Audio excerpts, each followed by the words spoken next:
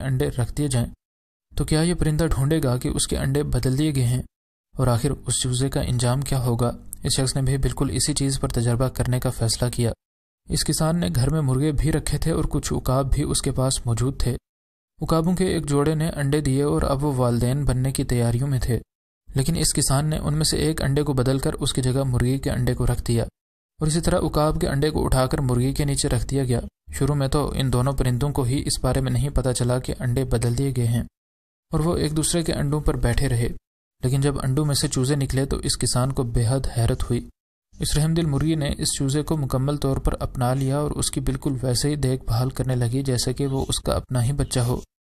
मुर्गियों के अंदर मौजूद जज्बात ममता बड़े ही अच्छी तरह डेवलप हुए होते हैं, और यूं वो दीगर नस्लों से ताल्लुक़ रखने वाले परिंदों के बच्चों को भी बड़ी ही अच्छी तरह अपना लेती हैं। लेकिन इस उकाब की कहानी ही अलग थी।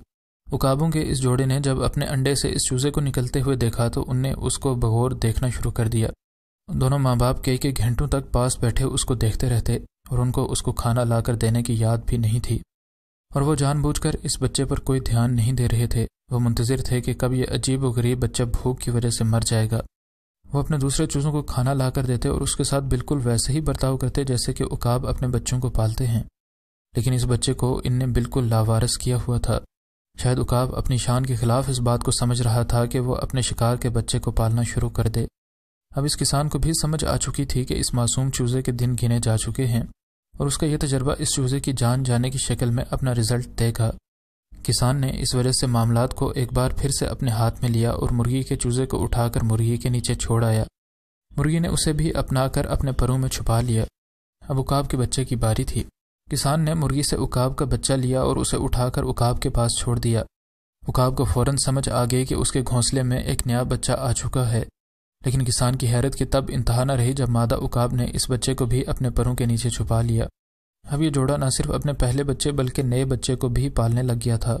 किसान को ये बात भी पता चल चुकी थी कि उकाब किस कदर अक्लमंद होते हैं, और अपने अंडे से निकले हुए चूजे को तब भी पहचानते हैं जब उनको हैच एक मुर्गी ने किया और पाला भी एक मुर्गी ने। अगर मौजू से कुछ हटकर हम बात करें कि पहले ज़माने के लोग क्यों उकाब की ताकत, अक्लमंदी और खुदी को अपनाने और समझने पर जोर दिया करते थे, शायद इन्हीं वजूहात की बिना पर ही अल्लामा इकबाल ने मुसलमानों को उकाब की खुसूसियात को देखने और उसको अपनाने पर जोर दिया था। उकाब न सिर्फ खौफनाक और पेशावर शिकारी होते हैं बल्कि वो इंतहाई शफीक वालिदैन भी होते हैं। ये जोड़ा अपना घोंसला मिलकर बनाता है और उसको कई मौसमों में इस्तेमाल करता है। मादा उकाब 1 या 2 बच्चे देती है। दीगर परिंदे अलग अलग जिम्मेदारी निभाते हैं जिनमें नर खाना लाने जाता है जबकि माँ घर ही रहती है। उकाब के केस में मादा और नर दोनों बारी बारी अंडे पर बैठते हैं और चूजा निकलने पर बारी बारी उसके लिए खाना लाने के लिए जाते हैं। चूजे बचपन से ही आपस में खाने के लिए और वालिदैन की तवज्जो के लिए लड़ने लगते हैं, और यूं कमज़ोर चूजे मर जाते हैं और सिर्फ वही चूजे बड़े हो पाते हैं जो कि बचपन से ही ताकतवर थे। इस हिसाब से ये बात बड़ी ही अच्छी थी कि इस किसान ने वक्त रहते इन चूज़ों को इनके असल वालिदैन के सुपुर्द कर दिया। वीडियो पसंद